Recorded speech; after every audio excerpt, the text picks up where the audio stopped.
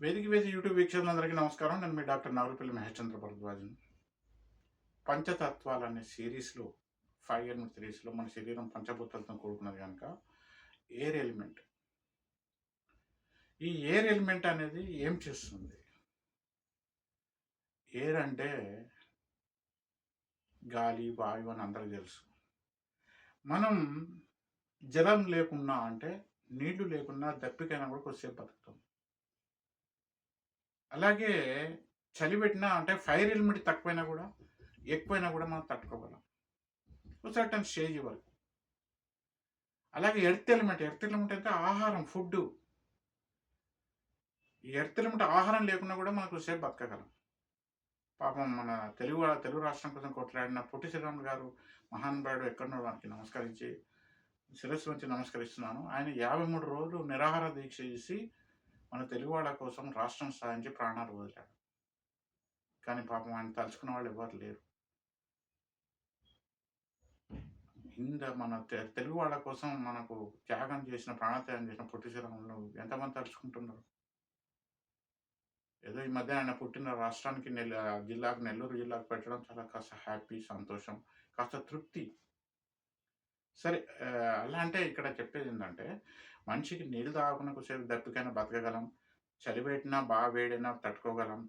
ఒక ఆహారం ఇన్ టైంలో అందకున్నా మనం తట్టుకోగలం. కానీ గాలి లేకుంటే ఏమైతది? మనం 2 ముక్కలు మూసుకుంటే బతకగలమా? అంటే మన శరీరానికి ఈ వాయువు అనేది లేకుంటే అంటే గుండె పని చేయదు. గుండె పని చేయకుంటే ఔటు. ఎవరైనా చనిపోతే ఏం జూత్తరు? చిత్తెలకెళ్ళి గాలి ఎళ్ళిపోయిందంటారు. ఆకాశంలో ఈ వాయువులో ఉన్న ఈ పంచభూతాలలో మన శరీరంలో ఉండే వాయువు గూడా కలిసిపోతది. అంటే మనిషి బతకాలంటే ఈ గాలి అనేది చాలా ఇంపార్టెంట్.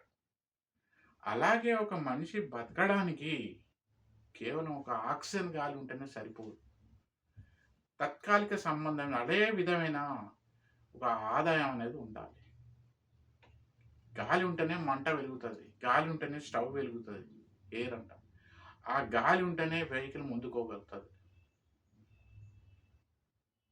ఆ గాలి అనేది లేకుంటే అంటే ఇక్కడేందంటే గాలి అనేది ఒక విధమైన సంపాదన, వృత్తి, ప్రొఫెషన్. నువ్వేమన్నా పని జెయి.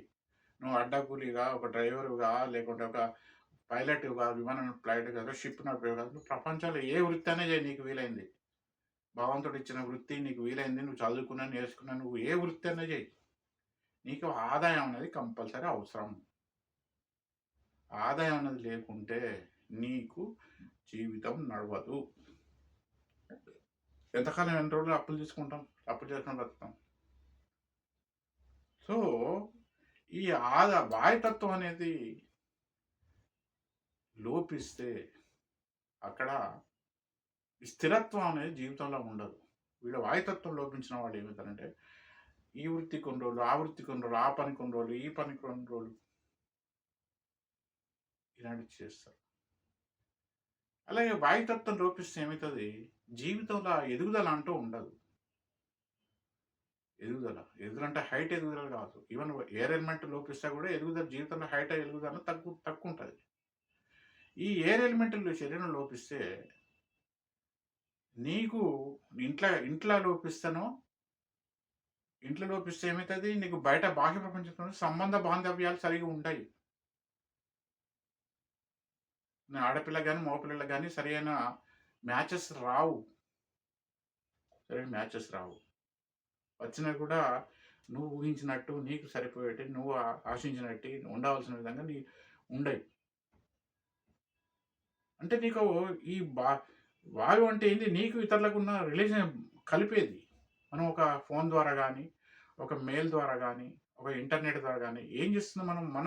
మన విషయాలు ఇంకోళ్ళ విషయాలు మనం షేర్ చేసుకుంటాం. దానికి కారణం ఏంది? వాయుతత్వం. ఈ వాయుతత్వం అనేది ఎయిర్ ఎలిమెంట్ అనేది 3 రకాలుంటది. ఒకటి ఫోన్‌లు, రెండోది ప్రయాణం ద్వారా. ప్రయాణం అనేది కూడా మూవ్‌మెంట్, కదలిక. ఈ కదలిక అనేది ఒకటి. ఇంకోటి ఆకాశతత్వం. 3 రకాలుగా ఉంటది. విమానం ద్వారా పోతాం కదా! ఒక దేశం నుంచి ఇంకో దేశానికి పోవాలంటే. హైదరాబాద్ నుంచి మనం అమెరికాకో, లేకుంటే ఆస్ట్రేలియాకో, నడుచుకుంటా పోలేం కదా! అంటే విమానం అనేది పోయిందంటే అది గాలిలో పోతుంది కదా! గాలి మోటార్ అంటారు. సో, ఈ వాయుతత్వం అనేది మనిషి జీవితంలో లేకుంటే అక్కడ ఎదుగుదల అనేది ఉండదు. ఫస్టు వాళ్ళు చేసే వృత్తిలో ఒడిదుడుకులు ఎక్కువొస్తాయి. వృత్తిలో సరిపోవు. ఎంత డబ్బులొచ్చినా సరిపోవు. ఈవెన్ వాయుతత్వం ఎవరింట్లో లోపిస్తే వాడు అంతవరకు చేస్తున్న పని కూడా పోయినా ఆశ్చర్యపోనక్కర్లేదు. వాయుతత్వం లోపిస్తే. దీన్ని బయటకు ప్రపంచంలో ఏమని చెప్తారు? ఏమన్నా చెప్పొచ్చు. ఓపెనింగ్స్ తక్కువైనాయి అంటారు కొంతమంది. ఈ కంప్యూటర్ భాషలో, కంప్యూటర్ ఫీల్డ్‌లో ఉన్నవాళ్ళు, సాఫ్ట్‌వేర్ ఫీల్డ్‌లో ఉన్నవాళ్ళు. నువ్వు ఏమన్నా చెప్పు, ఏమన్నా మాట్లాడు, ఏమన్నా పదాలు వాడు. ఎవరి ఇంటిలో, ఒంటిలో వాయుతత్వం లోపిస్తే వాళ్ళకి ఇతరులతోని సరైన రిలేషన్‌షిప్ ఉండదు. డెవలప్ కాదు. వాడు డెవలప్ కాదు. ఇతరులతో రిలేషన్‌షిప్ డెవలప్ కాదు. వాళ్ళని ఎవరు పట్టించుకోరు. వాళ్ళు ఎలా ఉన్నారని కూడా ఎవరు అడగరు. ఎవరున్నా కూడా వాళ్ళకు నన్ను అడిగితే ఇన్విటేషన్స్ కూడా సరిగ్గా అందయి ఎక్కడైనా ఫంక్షన్స్ అయితే. కేర్ చెయ్యరు. వాయుతత్వంలో ఉన్నప్పుడు కేర్ చేయరు. నువ్వు మంచిగా మాట్లాడితే ఇతరుడు మంచిగా మాట్లాడతాడు. రిలేషన్‌షిప్ వచ్చిపోతే ఇచ్చిపోతుంటే అది వ్యవహారం అట. వచ్చిపోతుంటే అది చుట్టరికం అట. చుట్టరికం అంటే ఏదో సేమ్ క్యాస్ట్ రిలేషన్‌షిప్ అని కాదు. ఇతరులతోని కూడా బంధుత్వం అంటాం మనం. రిలేషన్‌షిప్ అంటాం. అది ఆఫీసులో పనిచేయి, వ్యవసాయంలో పనిచేయి, ఎక్కడైనా పనిచేయి. నువ్వు పైసలిచ్చి చేసుకున్నావన్నా కూడా నీకు మనిషి దొరకడు. వాయుతత్వం లోపిస్తే. సో, ప్రతీది ముఖ్యమే. అందులో ఈ పంచతత్వాలల్లా వాయుతత్వం అనేది చాలా ఇంపార్టెంటు. ఈ వాయుతత్వం లోపిస్తే వాళ్లకు ఎదుగుదల అనేది ఆర్థికంగా ఎదుగుదల ఉండదు. శారీరకంగా ఎదుగుదల ఉండదు. వాళ్ళని ఎవ్వరు పట్టించుకోరు. వాళ్ళకి ఆదాయం రోజు రోజు తగ్గిపోతుంది. చాలా ఇబ్బంది అవుతుంటుంది. మన ప్రమేయం లేకుండానే కాలం గడుస్తుంటుంది. 1వ తారీఖు వస్తుంటుంది. ఖర్చులు పెరుగుతుంటాయి. ధరలు పెరుగుతుంటాయి. వీటిని తట్టుకోలేరు. ఇంట్లో బాధ్యతలు కాదనలేరు. బయట బాధ్యతలు కాదనలేరు. ఒక మధ్యలో లాగుంది వాళ్ళ మనిషి జీవితం. మధ్యలో. రెడ్డుచుక్కలో కొడతారు కదా అలాగా. బయట ప్రెషర్స్, ఇంట ప్రెషర్స్. ఏది కాదనలేం. ఏది అవాయిడ్ చేయలేం. ఏది తప్పించుకోలేం. సో, ఈ వాయుతత్వం డెవలప్ కావాలంటే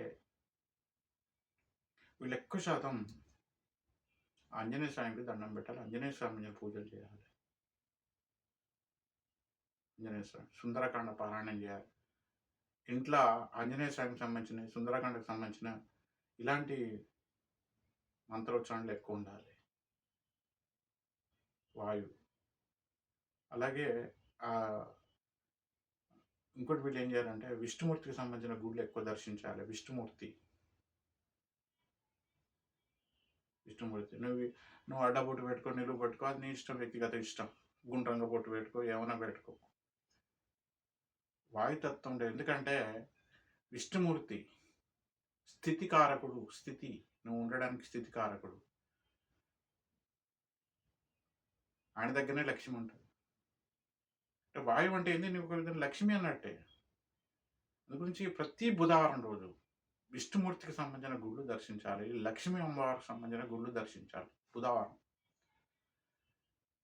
అలాగే బుధవారం నాడు ఏమన్నా ఈ నీ చేతుల నుంచి సాధ్యమైనంత వరకు గూగుల్ పే, ఫోన్‌పే, ఇంటర్నెట్ ఏదైనా కానీ సాధ్యమైనంత వరకు బుధవారం రోజు నీ చేతులు క్యాష్ ఇయ్యకండి. చాలామంది కొంతమంది శుక్రవారం కూడా మీరు పేమెంట్ చేయమంటారు. అది చాలా తప్పు.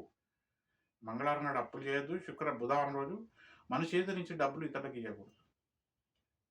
అంటే మనం ఏదో ట్రైన్ ప్రయాణం చేస్తా, బస్సు ప్రయాణం చేస్తా, అర్జెంట్‌గా ఏదైనా అవసరం పడుతుంది, ఇవాళ బుధవారం నాకు ఇయ్యను అంటే కుదరదు. మ్యాక్సిమం ఏదైనా రొటేషన్లు ఏంటంటే బుధవారం కాకుండా మంగళవారం ఇవ్వండి, గురువారం రోజు ఇవ్వండి. అలాగే అప్పుడు ఈవెన్ బ్యాంక్ వాళ్ళు కూడా మంగళవారం రోజు డిస్బర్స్మెంట్ అంటారు. లోన్లు ఇవ్వడం కరెక్ట్ కాదు. నువ్వు లోన్ శాంక్షన్ చేయగానే డిస్బర్స్మెంట్, చెక్కులు, పేమెంట్లు ఇవ్వడం, అకౌంట్లో చేసిన బ్యాంకులు కూడా మంగళవారం రోజు చేయకపోవడం చాలా చాలా ఉత్తమం. ఫైనాన్స్ నడిపేటోళ్ళు కూడా మంగళవారం నాడు వాళ్ళు ఎవరికి అప్పియద్దు, వాళ్ళు టైమింగ్ తీసుకోకూడదు. ఇతరులు ఇస్తే తీసుకోవచ్చు. వీళ్ళు మాత్రం మంగళవారం రోజు అప్పులు ఇవ్వకూడదు. కానీ బుధవారం నాడు కూడా క్యాష్ ఇవ్వకపోవడం చాలా మంచిది. ఫైనాన్స్ చిట్స్‌లలో ఉండేవాళ్ళు.